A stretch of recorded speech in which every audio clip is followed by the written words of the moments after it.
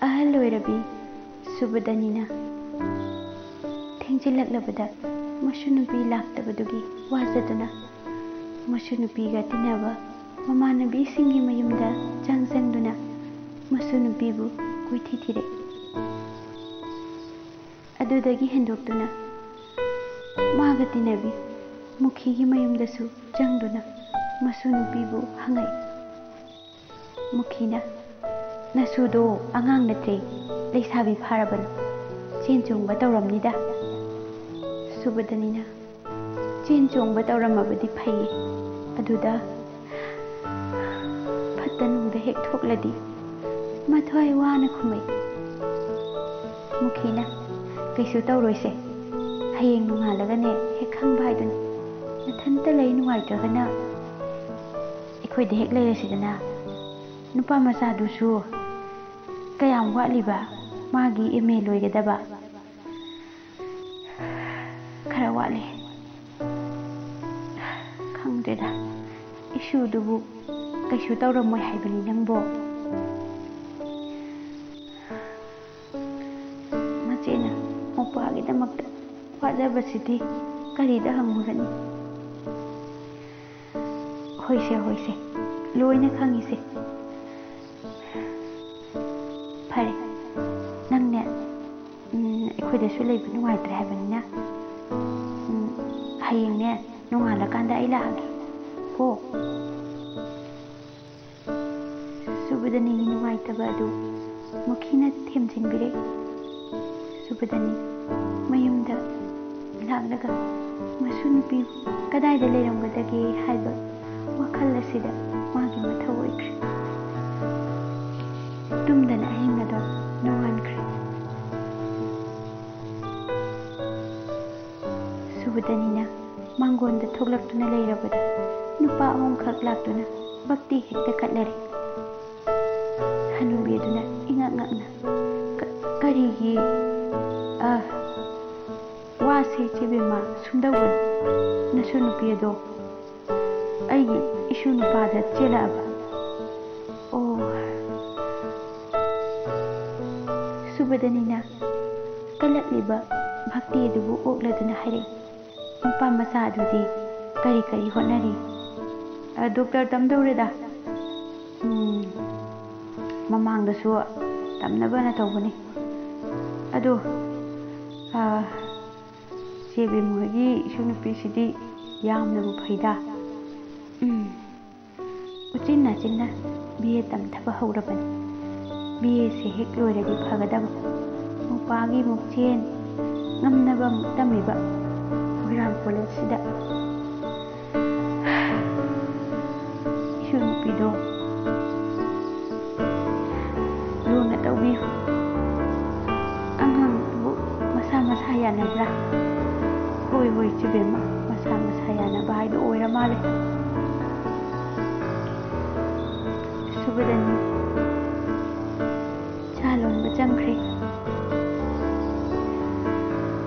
nupa humaduna nungaitine tawrese yengune masu nupi chenkhre habse kapningdana tawrine sibu hanubi aduna cha puthoraklabada ibungo khoi cha thaksise yeng angangdo horen hekta thinbiro ekhoisu kaisu leiba natte masana bu yanazaradi kaina hekta kathoasu yai chauna de hongningi adubu leitabanina chauna hongsi hairaganane chahi mari mangatang yaithoklaga magi BA sisu he gyan taana tamthaba loiraga hongbana phattabrani bu mayai thangba nupa aduna BA dudi aikhoida leiraga isu tamthalasu yaida chauraga kaidawrani aikhoidi hon potu natte hon potu na kaidawrani lamdo chinnabaneba thamoiduni thamoidi lamju kande ꯑꯃꯒ ꯍꯦꯛ ꯌꯥꯅꯍꯟꯕꯁꯦ ꯊꯃꯣꯏ ꯁꯦꯡꯕ ꯅꯨꯡꯁꯤꯅꯕ ꯑꯗꯨ ꯍꯦꯛꯇ ꯑꯣꯏꯗꯣ ꯏꯆꯦꯕꯦꯝꯃ ꯑꯗꯨꯅ ꯍꯣꯏ ꯑꯉꯥꯡꯗꯁꯨ ꯍꯪꯕꯤꯔꯣ ꯑꯗꯨꯒꯅꯦ ꯀꯩꯅꯥ ꯀꯠꯄ꯭ꯔꯥ ꯍꯣꯡꯕ꯭ꯔꯥ ꯀꯩꯅꯣꯝꯃ ꯍꯦꯛ ꯇꯧꯔꯁꯤ ꯍꯣꯏꯗ ꯑꯗꯨꯗꯤ ꯏꯆꯦꯕꯦꯝꯃ ꯑꯩꯈꯣꯏ ꯑꯃꯨꯛ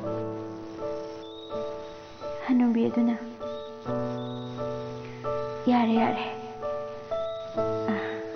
ꯍꯣꯔꯦꯟ ꯑꯉꯥꯡꯗꯣ ꯁꯣꯏꯗꯅ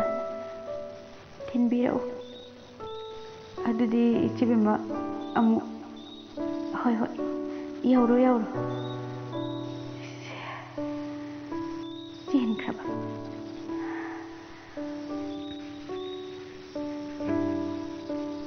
ꯂꯩꯆꯜꯅ ꯆꯥꯛ ꯊꯣꯡꯅ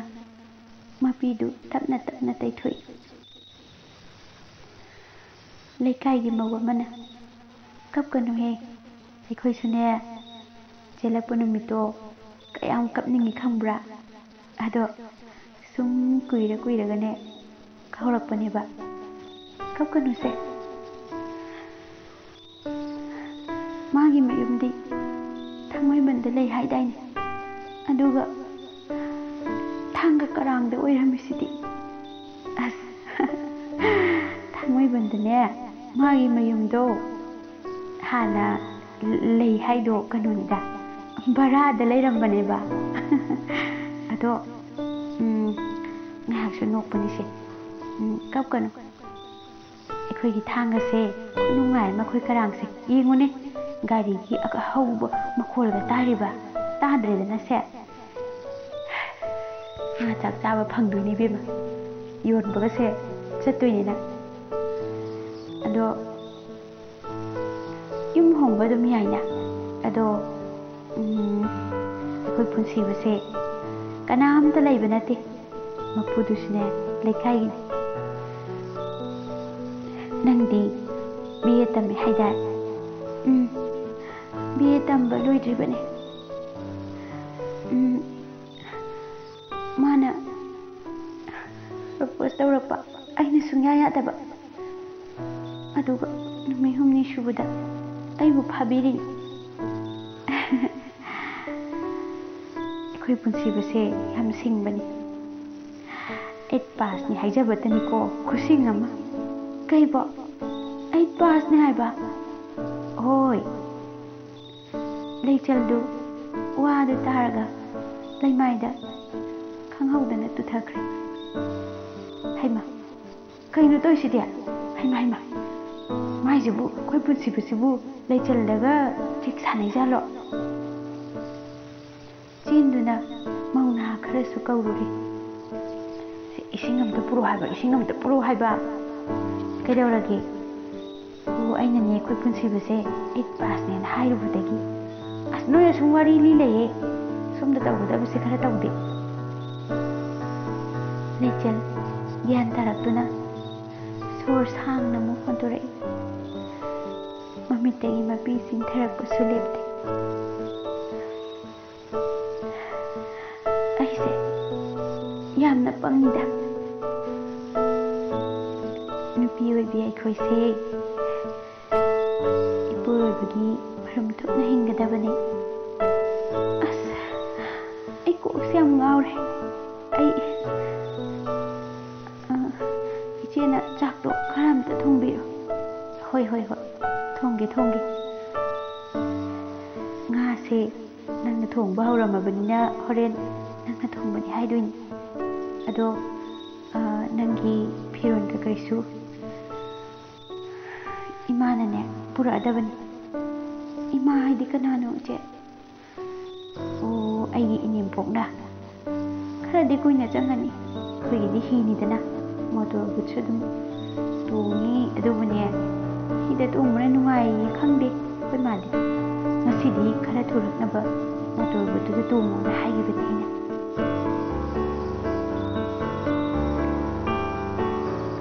asumna cha isim chabaloni lechal phimro set balore lamdagi mong hamana jammu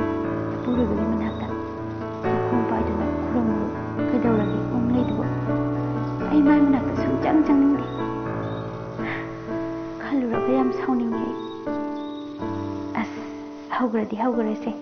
kok changuba leichal sauna changlaga ai chalage ado isana yadena hairudoini haibudi hayobu nuaitiye nangne mangjadoise chelurabini haibadi loi khangnaramani ado nupa akhogidi chelurabani harasu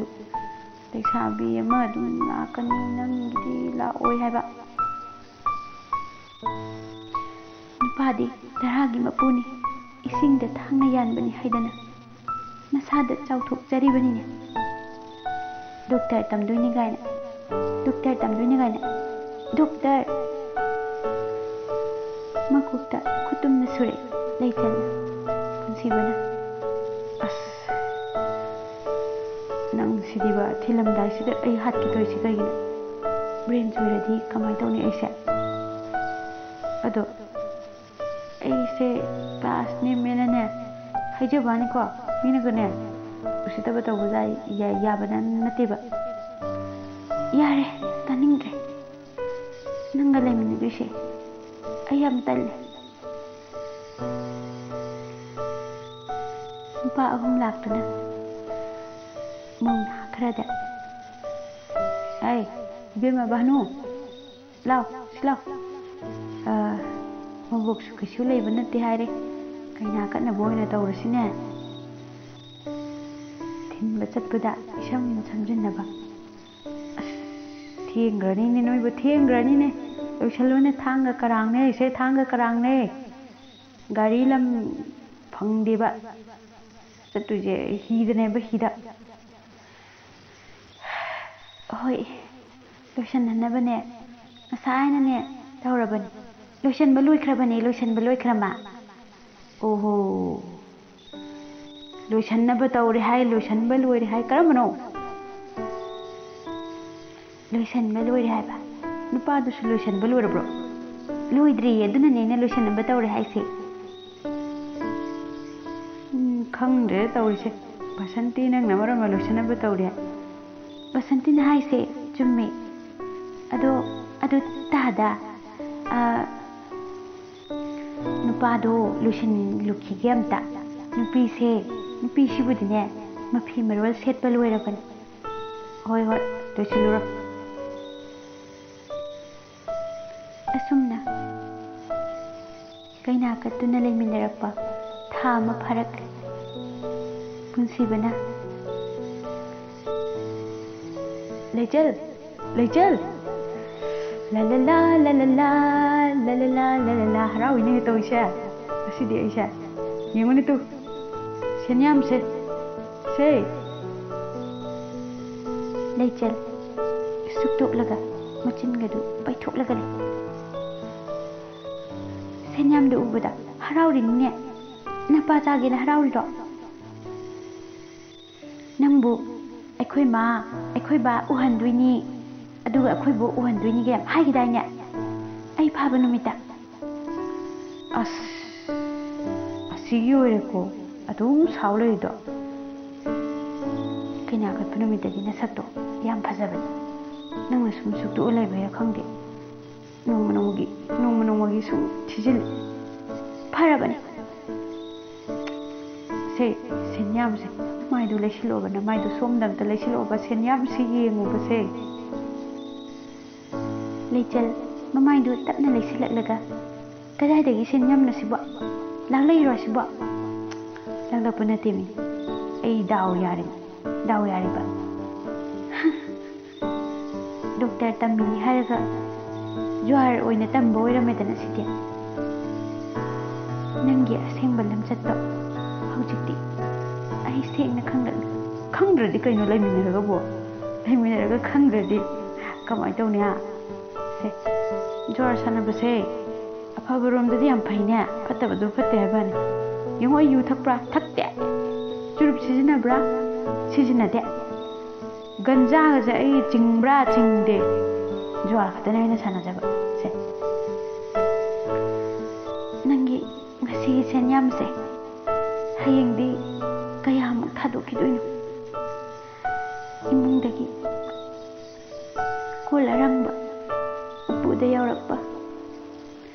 ꯑꯕꯣꯛꯅ ꯌꯥꯟꯖꯒꯦ ꯍꯥꯏꯗꯨꯅ ꯁꯥꯖꯈꯤꯕ ꯌꯥꯟꯗꯅ ꯃꯁꯨ ꯑꯩꯒꯤꯗꯃꯛ ꯄꯤꯕꯤꯔꯛꯑꯕ ꯁꯅꯥꯗꯨꯁꯨ ꯂꯩꯔꯝꯗ꯭ꯔꯦ ꯂꯩꯆꯜ ꯑꯗꯨꯒꯤꯗꯨꯅꯦ ꯅꯪ ꯀꯝꯇ ꯈꯜꯂꯨꯅꯨ ꯂꯩꯅꯤ ꯂꯩꯅꯤ ꯁꯅꯥꯗꯣ ꯇꯦꯛꯇ ꯀꯥꯏꯗꯅ ꯑꯩꯒꯤ ꯈꯨꯠꯇ ꯂꯩꯔꯤ ꯑꯩ ꯅꯪꯅ ꯁꯨꯃꯥꯏꯅ ꯇꯧꯕꯁꯦ ꯑꯩ ꯌꯥꯝ ꯄꯥꯝꯗꯦ ꯌꯥꯔꯒꯗꯤꯅꯦ ꯁꯨ ꯅꯣꯝꯗꯨꯅ ꯑꯃꯨꯛꯇ 이문세 ꯆꯥꯎꯈꯠꯅꯕ ꯍꯣꯠꯅꯁꯤ ꯅꯪ ꯑꯩ ꯁꯨꯃꯥꯏꯅ ꯄꯪꯂꯩ ꯂꯩꯕ ꯌꯨꯝꯕꯥꯟꯁꯦ ꯁꯤꯗꯤ ꯑꯣꯏꯕ ꯌꯥꯗꯦꯕ ꯍꯣꯏ ꯍꯣꯏ ꯑꯩꯁꯨ ꯈꯪꯉꯤꯁꯦ ꯑꯩꯈꯣꯏ ꯃꯥꯍꯣꯏꯗꯣ ꯂꯩꯔꯝꯂꯕꯗꯤꯅꯦ ꯑꯩꯉꯣꯟꯗ ꯂꯝ ꯍꯦꯜꯂꯤ ꯍꯥꯏꯗꯅ ꯆꯩ ꯉꯥꯡꯗꯨꯅ ꯇꯧꯔꯝꯒꯗꯕꯅꯦ ꯑꯗꯣ ꯑꯩꯈꯣꯏ ꯃꯥꯗꯣ ꯁꯤꯗꯣꯛꯈ꯭ꯔꯦ ꯆꯍꯤ 4 ꯑꯗꯥꯏꯃꯨꯛꯀꯤ ꯑꯣꯏꯔꯅꯤ ꯁꯤꯈꯤꯕꯗꯣ ꯑꯗꯩ ꯅꯪꯍꯧꯔꯔꯣꯏ ꯑꯗꯨꯅ ꯊꯥ ꯐꯥꯗꯦ ꯑꯩꯈꯣꯏ ꯕꯥꯁꯨ ꯍꯦꯛꯇ ꯁꯤꯗꯣꯛꯈꯤ ꯑꯩꯈꯣꯏ ꯕꯥ ꯑꯩꯈꯣꯏ ꯄꯨꯁꯨ ꯑꯩꯅ ꯄꯤꯛꯏꯉꯩꯗ ꯍꯦꯛꯇ ꯕ꯭ꯔꯞ ꯁꯤꯈꯤ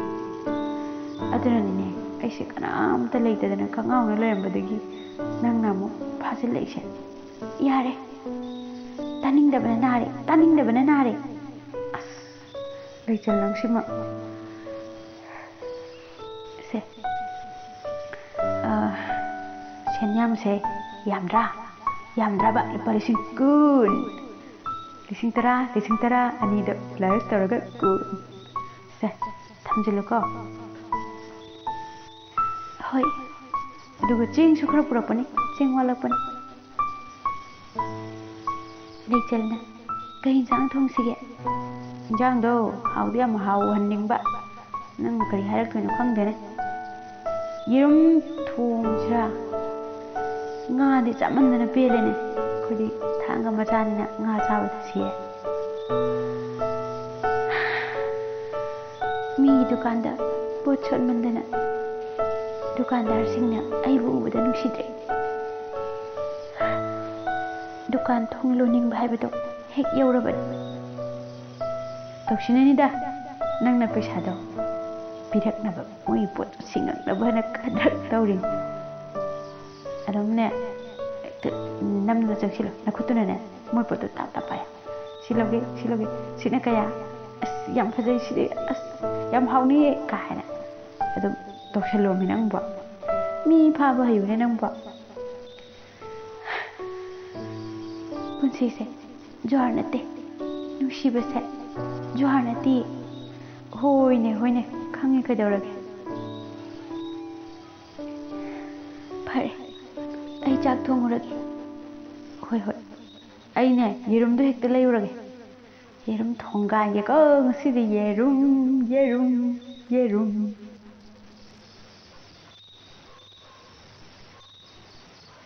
लेचलना चाकतु थोंबा लोइरबदा मपुरोइबा येरुम लेबा चटखिबदु पुरकता फना कुइना गायरकपदगी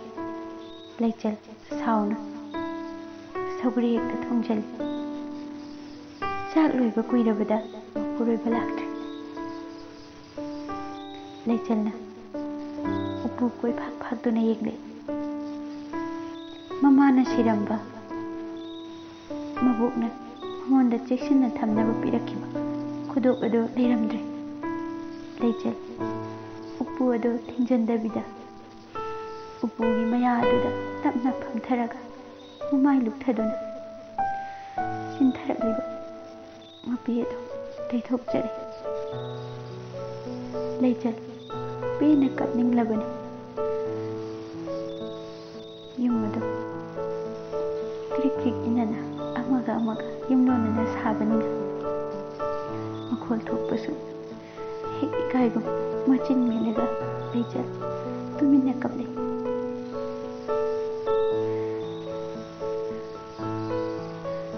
पुंग 10 मखाइगी मतुंगदा मपुरोइबा पुंसेबा इसै सक्सक्तुना लाइ लेचलबु कौरगा दाव याद्रे ngasidi दाव याद्रे युसु थक्तबा गंजासु चिंगदबा बीसु थक्तबा चुरुपसु सिजिन्नदबा अैगी दावसे यादे अदु फदी फैहे सिना ज्वारदा पैसासे फजन ꯆꯪꯅ ꯐꯣꯀꯁ ꯇꯧꯔꯒ ꯊꯥꯗꯕ ꯉꯝꯃꯤꯕ ꯁꯦ ꯊꯣꯡ ꯍꯥꯡꯉꯣꯁꯦ ꯂꯩꯆꯜ ꯊꯣꯡꯗꯨ ꯍꯥꯡꯗꯣꯔꯛꯂꯒ ꯃꯥꯒꯤ ꯇꯨꯝꯐꯝ ꯀꯥꯗ ꯄ꯭ꯔꯞ ꯄ꯭ꯔꯞ ꯆꯪꯈꯤ ꯄꯨꯟꯁꯤꯕꯅ ꯀꯩꯅꯣꯅꯦ ꯄ꯭ꯔꯞ ꯄ꯭ꯔꯞꯀ ꯆꯪꯈꯤ ꯉꯥꯏꯈꯣꯅꯦ ꯂꯩꯆꯜ ꯋꯥꯍꯟꯗꯤ ꯉꯥꯡꯗ ꯆꯞ ꯂꯦꯞꯇꯨꯅ ꯂꯩ ꯄꯨꯟꯁꯤꯕꯅ ꯀꯩꯗꯧꯔꯒꯦ ꯅꯪꯅ ꯋꯥꯒ ꯉꯥꯡꯗ꯭ꯔꯤꯁꯤꯕꯣ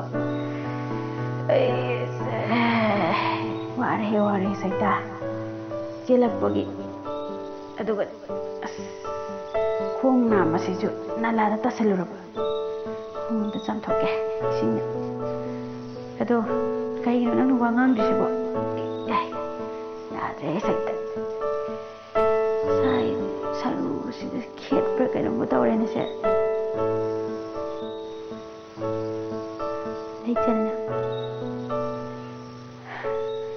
ꯑꯩꯅ ꯆꯥꯛ ꯂꯣꯏꯔꯦ ꯀꯧꯕꯁꯤ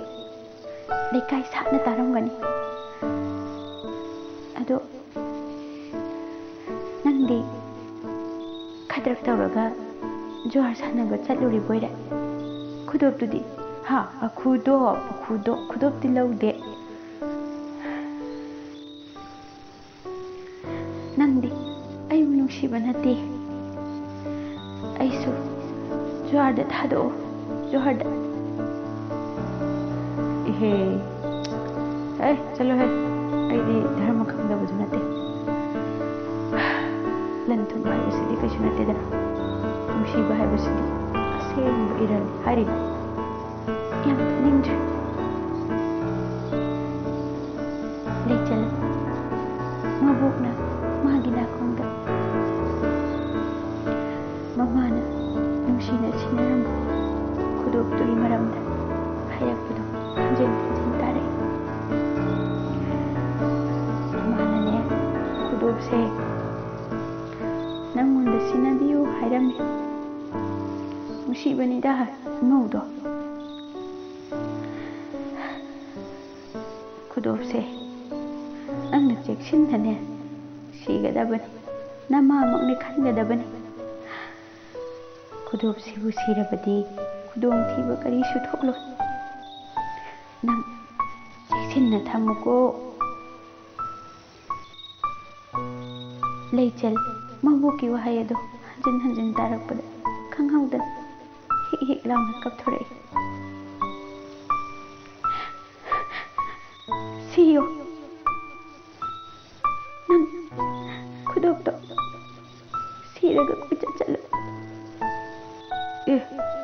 ꯀꯩꯅꯣ ꯍꯥꯏꯗꯨꯕꯨ ꯑꯩꯅ ꯁꯤꯗꯦ ꯍꯥꯏꯕ ꯇꯨ ꯌꯦꯡꯉꯨ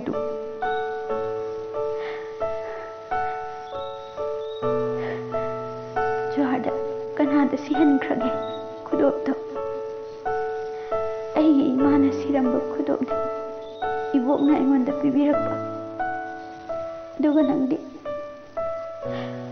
주한테 타도 이보라 낭디 아이부 눅시바 났디 아이수 타도 아스 레이첼 파레세 ꯌꯥꯝ ꯅꯨꯡꯉꯥꯏꯇ꯭ꯔꯦ ꯅꯪꯒꯤ ꯅꯇꯧꯁꯦ ꯎꯕꯗ ꯇꯣ ꯑꯩꯅ ꯑꯍꯤꯡ ꯅꯣꯡꯌꯥꯏꯗ ꯍꯧꯒꯠꯇꯨꯅ ꯉꯥ ꯐꯥꯗꯨꯅ ꯍꯩꯀꯠ ꯌꯦꯜꯂꯤ ꯍꯦꯛꯇꯨꯅ ꯃꯣꯏꯔꯥꯡ ꯕꯖꯥꯔꯗ ꯌꯣꯟꯕ ꯐꯪꯂꯛꯄ ꯁꯦꯟꯐꯝꯗꯨꯅ ꯇꯨꯡꯁꯤꯟꯕꯒꯤ ꯃꯍꯨꯠꯇ ꯅꯪꯅ ꯑꯗꯨꯝ ꯂꯣꯏꯁꯤꯟꯕ ꯑꯁꯨꯝꯅ ꯌꯨꯝ ꯄꯥꯟꯕ ꯌꯥꯒꯗ꯭ꯔꯥ ꯅꯪꯅꯕꯨ ꯅꯨꯡꯉꯥꯏꯅꯤ ꯍꯥꯏꯔꯗꯤ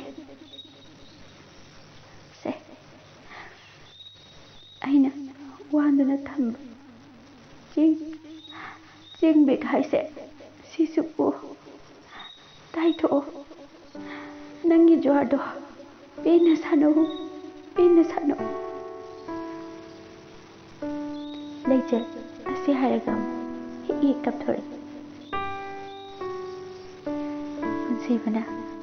ꯃꯃꯤꯠꯇꯒꯤ ꯆꯤꯟꯊꯔꯛꯄ ꯃꯄꯤ ꯑꯗꯣ ꯇꯩꯊꯣꯛꯄꯤꯔꯒ ꯌꯥꯔꯦꯁꯦ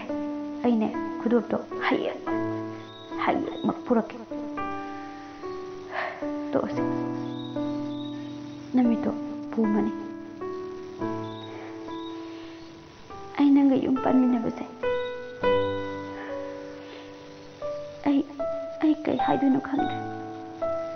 Ihe,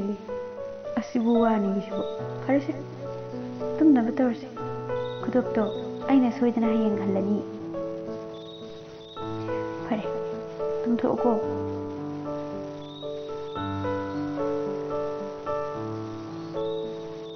Shomda, Jondu, koilau lauduna, mabuki manakta. Isai saksatuna lai. Mabuk, hai, kahinone nangbo. Isai ga saksatuna lai sibo. Isai siro, saiba. Sum saiba. Nasunu piya mang pusilagi na sa inay po. Tida ang hawbasidi. Tawri siya man. O isu mapusilagi na nang sa iba niya. Huy mi po. Ado, ay na hostel daw lang nindre ng laban. Mukha lechat nila. Ako chuti thari. Ado na laban nila po.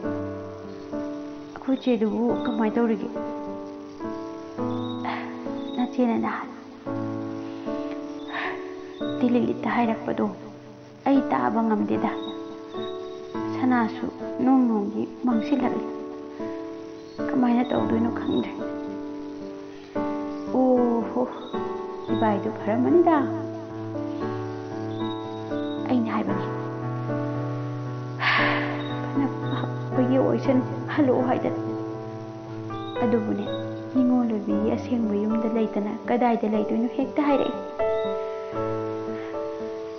Nachedo. Untuk panimagi maray bakto.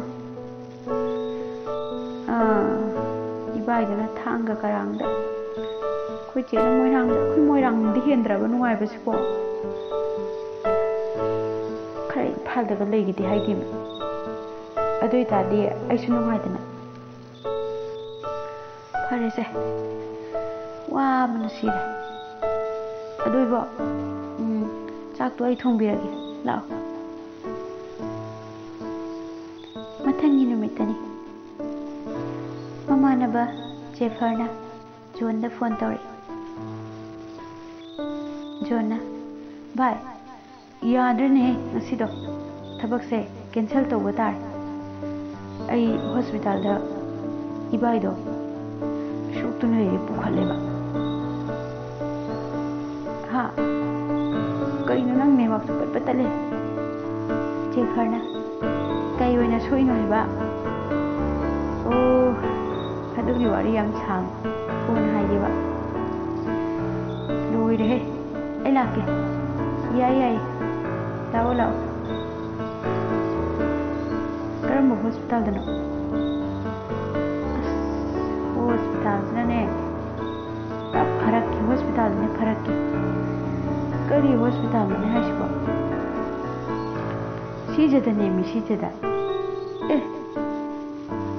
Adai dano ne ngammaroi khara sathi bududa.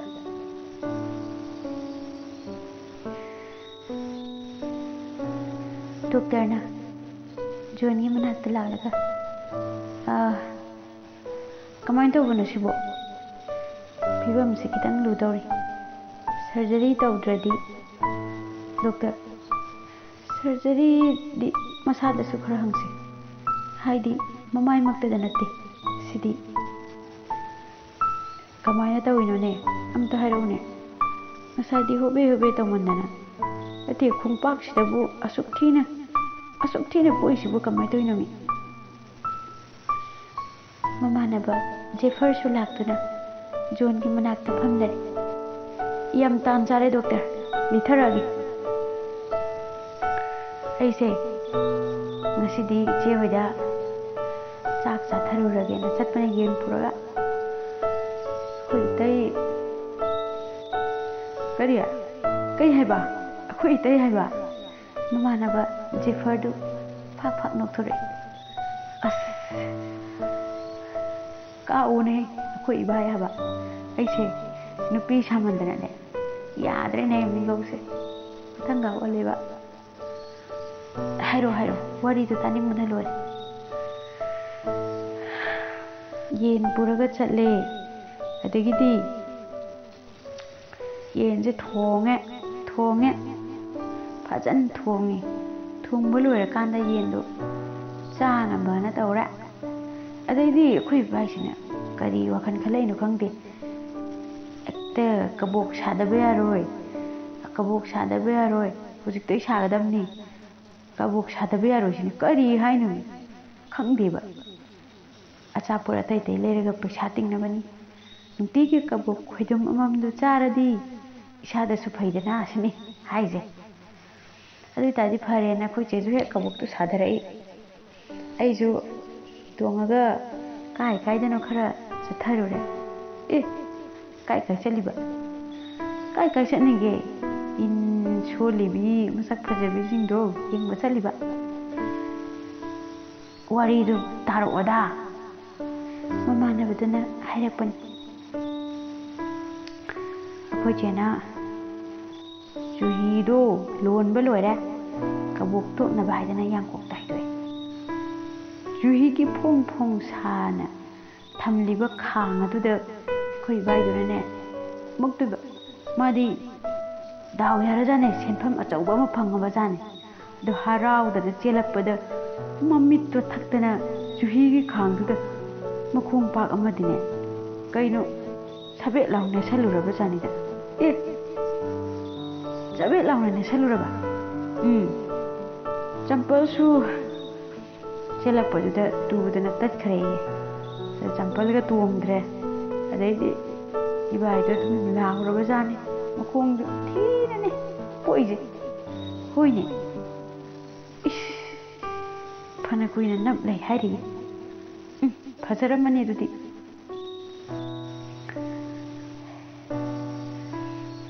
ꯂꯩꯆꯜꯅ doctor ꯃꯥꯁꯤꯕꯨ ꯀꯩꯁꯨ ꯇꯧꯔꯔꯣꯏ ꯃꯁꯥꯒꯤꯗꯤ ꯀꯩꯁꯨꯝꯇ ꯇꯧꯔꯣꯏ ꯃꯈꯣꯡ ꯄꯥꯛꯁꯤꯅꯤ ꯌꯦꯡꯕꯗ ꯅꯨꯡꯉꯥꯏꯇ꯭ꯔꯤꯁꯦ ꯐꯔꯦ doctor ꯑꯩ ꯑꯝꯇ ꯆꯪꯉꯨꯈꯤꯒꯦ ꯄꯨꯟꯁꯤꯕꯅ doctor ꯑꯩ surgery ꯇꯧꯔꯅꯨ ꯈꯣꯡꯄꯥꯛꯁꯦ ꯈꯔꯗꯤ ꯌꯥꯎꯗ꯭ꯔꯦ ꯂꯧꯗ꯭ꯔꯥꯎꯕꯤꯅ ꯅꯨꯄꯥ ꯐꯥꯔꯒ ꯃꯈꯣꯡ ꯄꯥꯛ ꯂꯦꯛꯊꯣꯛꯏ ꯍꯥꯏꯕꯗꯣ ꯑꯗꯨꯒ ꯆꯞ ꯃꯥꯟꯅꯈ꯭ꯔꯦ ꯄꯟꯗꯤ ꯄꯜꯍꯩꯗꯦ ꯑꯗꯣ ꯗꯣꯛꯇꯔ ꯃꯥꯏꯗꯤ ꯅꯠꯇꯕꯅꯤꯅ ꯁꯔꯖꯔꯤ ꯇꯧꯔ ꯀꯩꯀꯥꯟ ꯄꯩꯁꯥꯁꯨ ꯂꯩꯇꯦ ꯁꯔꯖꯔꯤ ꯇꯧꯔꯒꯗꯤ ꯍꯦꯛ ꯐꯕ ꯅꯪꯒꯤꯁꯦ ꯍꯣꯏ ꯌꯥꯅꯤꯗ ꯗꯣꯛꯇꯔ ꯑꯗꯨꯗꯤ ꯑꯩ ꯑꯃꯨꯛ ꯑꯩꯅ ꯗꯤꯁꯆꯥꯔꯖꯀ ꯇꯧꯗ꯭ꯔꯤꯅꯦ ꯑꯩ ꯑꯃꯨꯛ ꯀꯥꯏꯅ ꯐꯔꯦꯁꯦ ꯐꯖꯅ ꯄꯣꯊꯥꯎ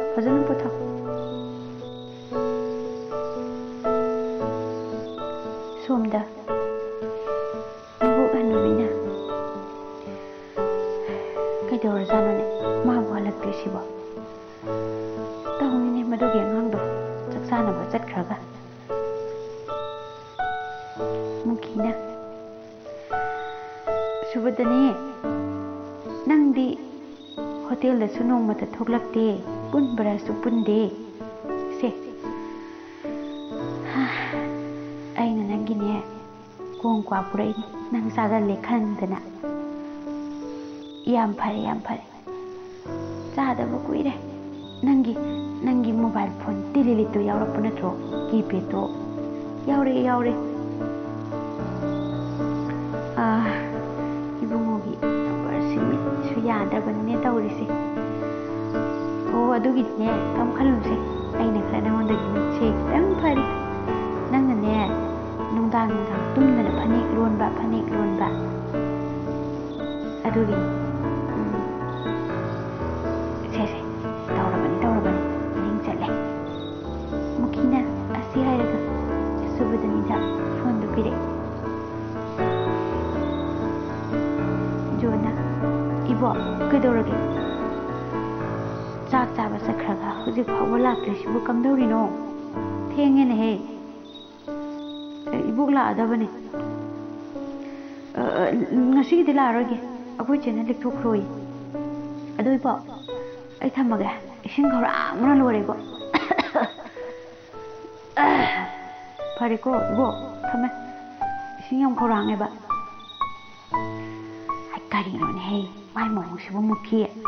이ꯁꯤꯡ ꯈꯧꯔꯥꯡꯉꯦ ꯊꯝꯃꯒꯦ ꯃꯈꯅꯥꯎꯁꯤ ꯀꯪꯉꯕ ꯈꯪꯗꯦꯃꯤ ꯒꯟꯖꯥ ꯊꯛꯄꯒꯤꯔ ꯁꯤꯕꯣ ꯍꯦꯔꯗ ꯅꯪꯁꯨ ꯊꯛꯑꯝꯃꯣꯏꯗ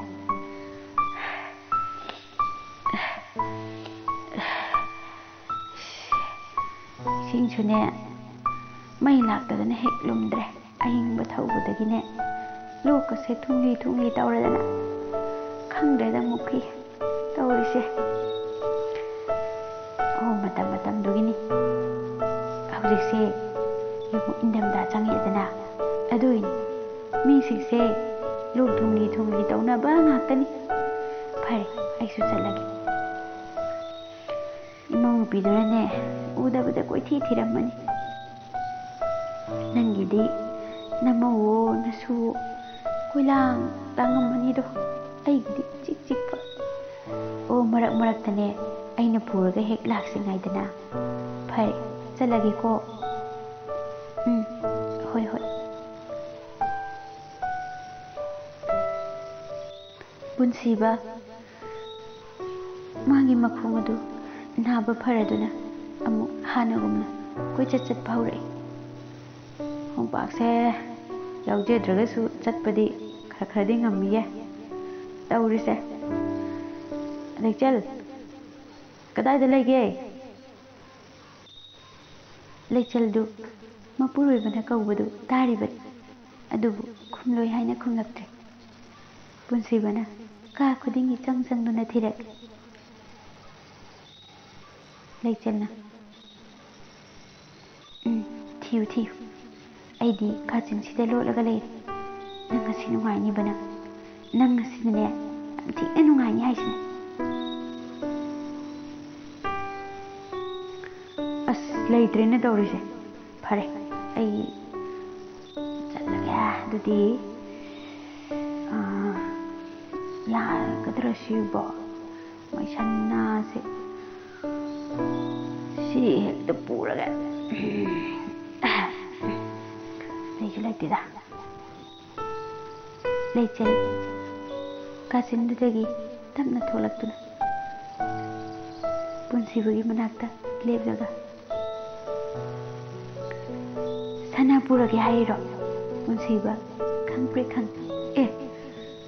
ꯑꯩꯒꯤ ꯅꯥꯛꯇ ꯂꯦꯞꯄꯒ ꯂꯩꯅꯦ ꯇꯧꯔꯤꯁꯦ ꯑꯩꯗꯤ ꯋꯥꯈꯜ ꯑꯃ ꯈꯜꯂꯤꯉꯩꯗ ꯎꯍꯧꯗ꯭ꯔꯦ ꯂꯣꯏꯔꯦꯍꯦ ꯅꯪꯁꯤꯗꯤ ꯁꯅꯥꯗꯨꯁꯨ ꯑꯃꯨꯛ ꯀꯥꯏꯊꯣꯛꯑꯒꯦ ꯍꯥꯏꯔꯤꯔꯥ ꯅꯠꯇꯦ ꯀꯥꯏꯊꯣꯛꯑꯣꯏ ꯍꯥꯏꯕ ꯅꯪ ꯈꯨꯗꯣꯞꯇꯨ ꯄꯨꯔꯛꯑꯕꯅꯦꯍꯦ ꯌꯦꯡꯉꯨꯇꯨ ꯈꯨꯗꯣꯞꯁꯤꯗꯤ ꯁꯤꯕꯨ ꯑꯩꯒꯤꯗꯨꯔꯅꯦ ꯃꯥꯅꯦꯀꯣ ꯑꯩ ꯆꯠꯂꯦ ꯑꯃꯨꯇꯣꯟꯅ ꯚꯥꯏ ꯑꯁ ꯖ꯭ꯋꯥꯔꯁꯤꯗꯣ ꯂꯣꯏꯅ ꯇꯥꯈꯔꯦꯅꯦ ꯀꯩꯅꯣ ꯂꯣꯏꯅ ꯇꯥꯈ꯭ꯔꯦꯕꯣ ꯑꯩꯗꯤ ꯀꯥꯎꯗꯅ ꯉꯁꯥꯏ ꯑꯗꯨꯝ ꯍꯤ ꯇꯣꯡꯕꯗꯨꯗ ꯑꯗꯨꯝ ꯄꯨꯔꯦ ꯑꯗꯨ ꯑꯩꯒꯤ ꯀꯃꯥꯏꯅ ꯇꯧꯔꯤꯅꯣ ꯈꯨꯠꯇꯒꯤ ꯂꯣꯏ ꯇꯥꯈ꯭ꯔꯦ ꯍꯥꯏꯕ ꯀꯩꯅꯣ ꯈꯨꯠꯇꯒꯤ ꯇꯥꯈ꯭ꯔꯦꯕꯨ ꯅꯥꯞ ꯆꯥꯟꯅꯗꯦꯗꯅ ꯑꯗꯨ ꯌꯧꯔꯛꯑꯗꯤ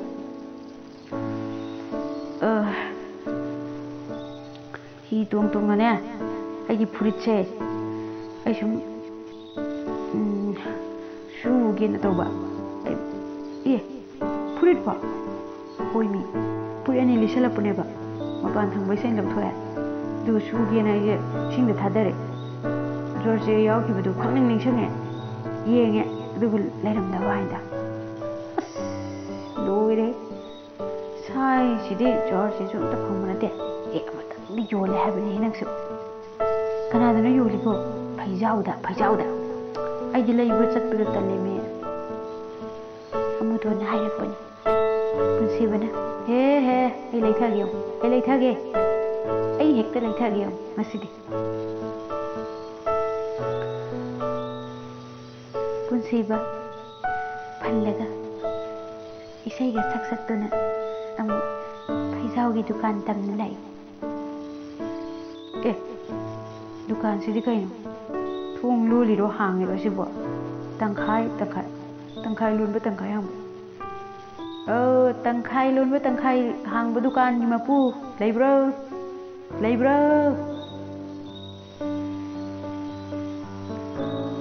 masa mau phaba wang chawba nupa ama thoklaktuna leye kari leiduiba kanano ndia kanano ibo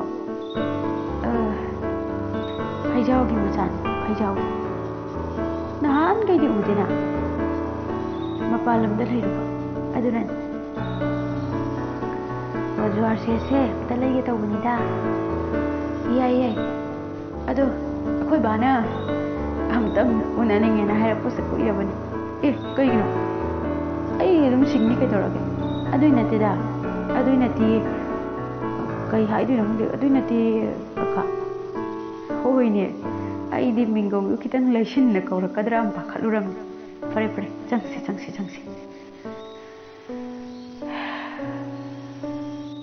masinu ani dana masidi adi ai dress se chalage koi ba thogla ani si kasi da dum lebi hoi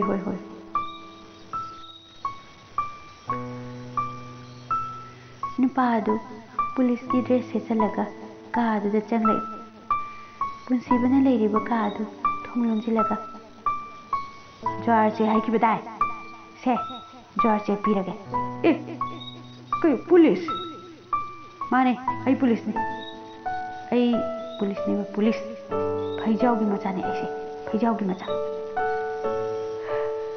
kuire bane aina nang bu sena rakpa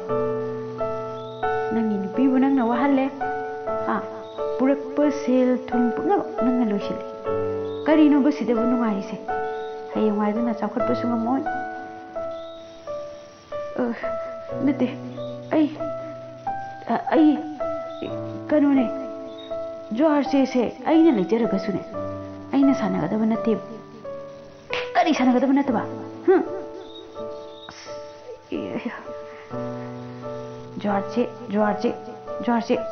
George se aina pidoribani se ahambadani chai khara hana chaw asi hairaga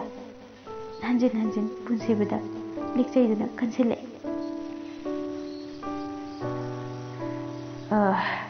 nang phone paibra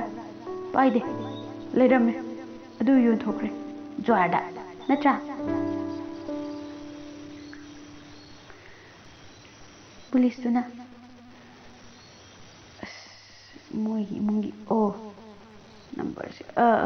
nogi sikari nupigi mabuki number yaurine manau pa kamdong yawi basi sar akhoi bagi da tawrambani koi ba hoi moi lu na tinai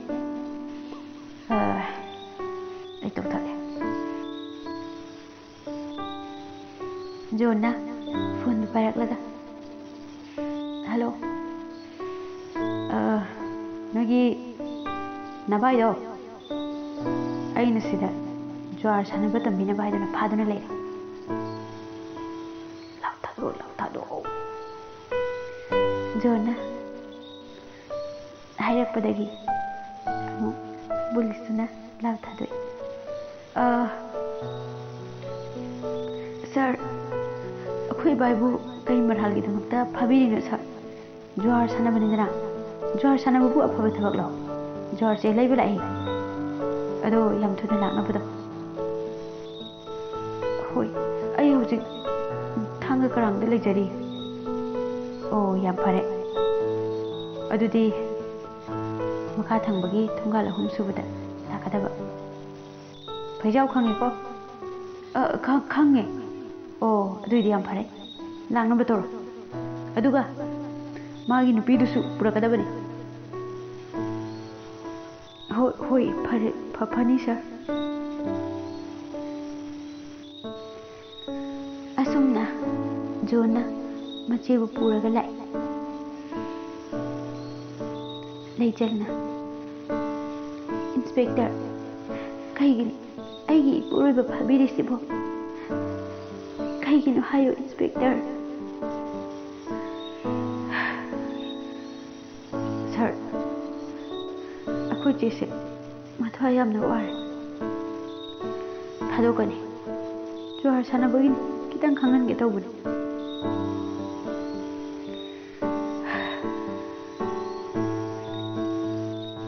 John noqlaga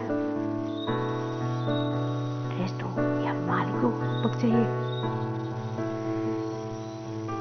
police na paduna adudi aise Jeffer ni dana leichel su tumina nogle adudi parise mai manakta chakmakanda ekoi khara hoida khara hauna ngasai inspector ipuro do kari bhabi phino na hado adudi taramani dana parise kanone nang marks up salu haba John asi haineraga John su police ki dress tu sechan biri John lauje jangase acting punsi bana ingak ngakna aina jwar saneraga aigi nupi su police na phaduna purai kai ai nupi nang su seng hayo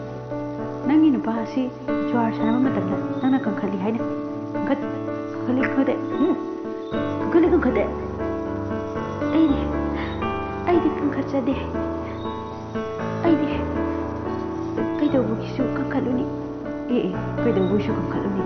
nahan dagi sanare nang na hujik jwar chele gu pura isibuni ni haisha jwar chele reiba kai ni haisha ma sir ai gi nupi do pubi gano kochi nang adu thaya brana puning de to nupi police na phui do de tumle leichel na kapsinaraga sanako jardo pena sanako nang jardo pena sanako isi pare hujikti ai su jail da layani nang su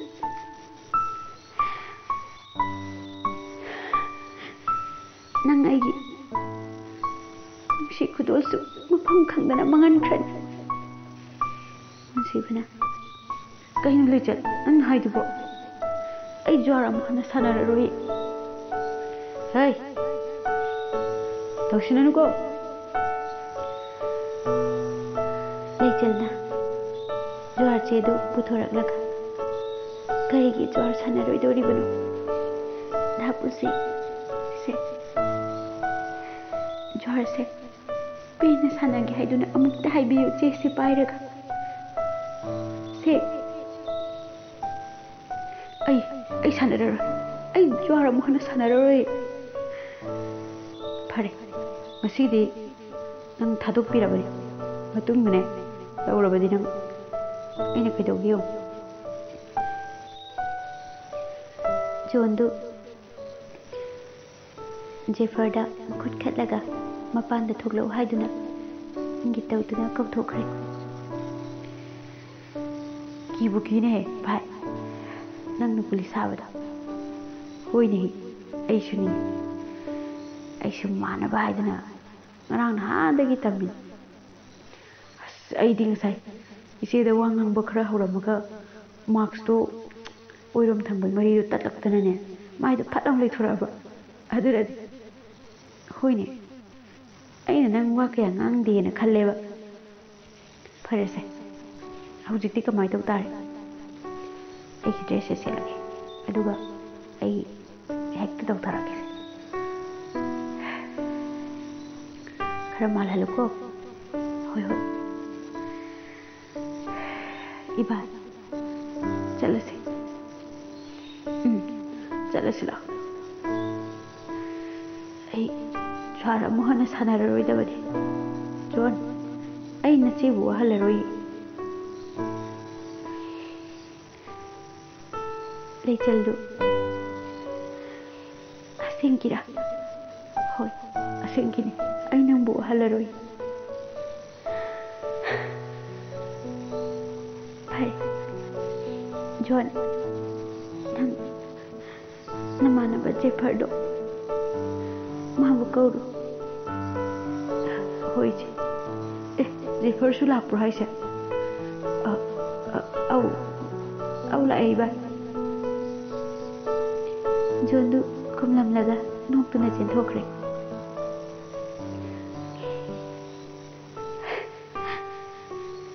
Danung dambada leijaramladi aise waram loidabaniko. Kari swai lauba magaloinana haire punsibana. Kana habro sikido. Danung dambana kubang mi yengbado yam chummi haibanida. Wahai mana deda asing mane. Now George se ai loi pai biraki. Horen hi tonga kanda biraki ba. Birakanu ko ai hainade. George khak pai roi dabani. Khutnaro natraga khutnazu jegapnazu amta pai roi dabani. Jeferga John ngadu janglakuna. Iba thanga karang sida leuranu da ekoi moirang doina leirase ibok nu sune ichik chik budo leibe yam nungai tena aisu hostel jangkrani Jeferna aisu he lakada budo parakta adana ne la oidori bani karibo kanune dei bai aisu thabak macha ma hek tawsilore adusu mai sembagidida inspector nasu ekoibu thado harabana chalase chatpa khara haurakpada leichalna noina baise nahandi yam angakpa thaudo ama thupani da kaino haisibu mupani duna hekta haga Punsibana kai thaudo thokhrage aiba ningsingune amukta Punsiba thaudo tu tapna ningsing lai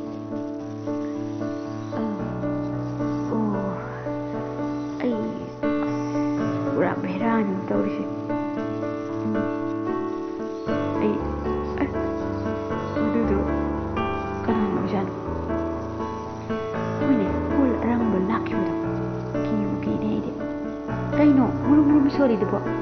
angang sing ai hekta litharagi mai se ningsing ngona matom ta ningsing aga toy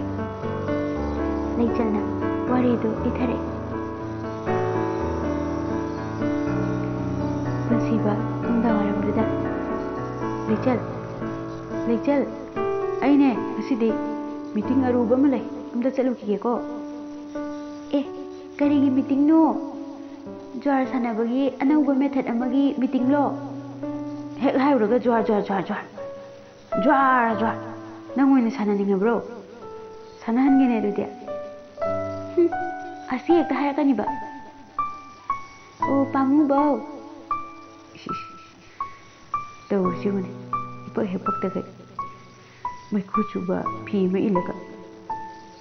yare khara thuna lengo chak loi jaram lagi fare adu tadi maki chaichal rangba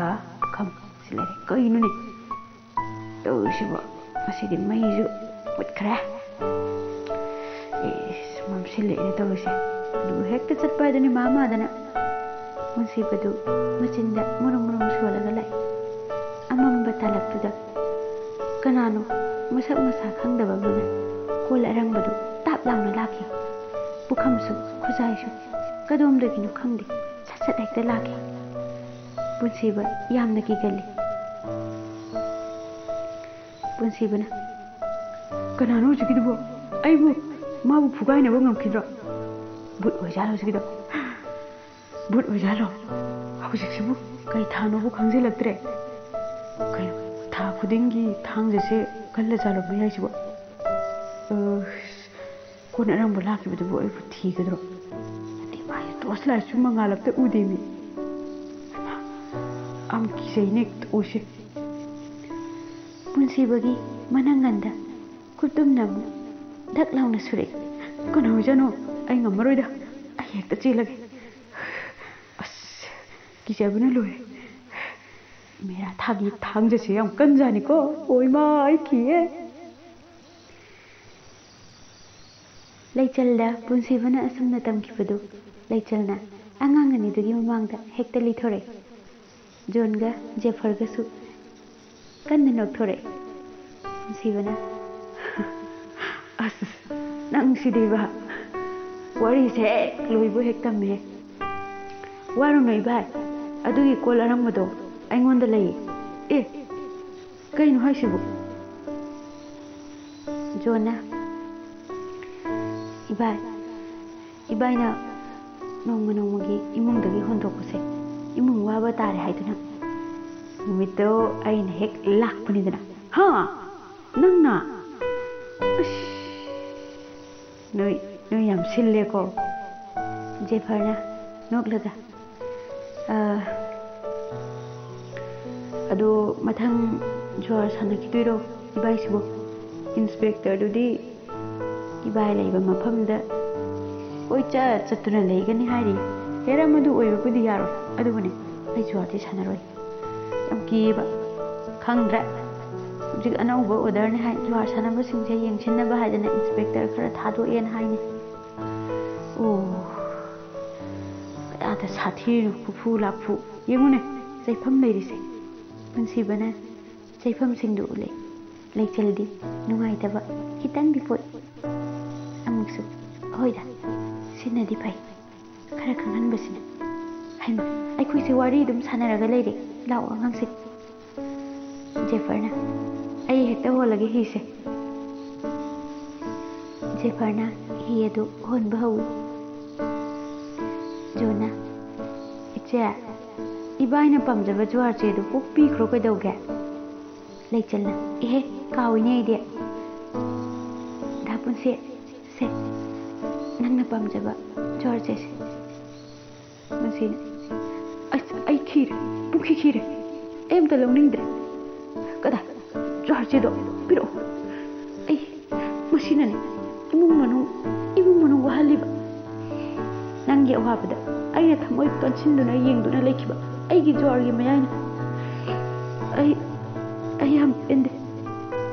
यारेसे तो नंगी ज्वार सानबदा अइना मतेंग पांगदुनी कपकनु नुपानुबु कपरो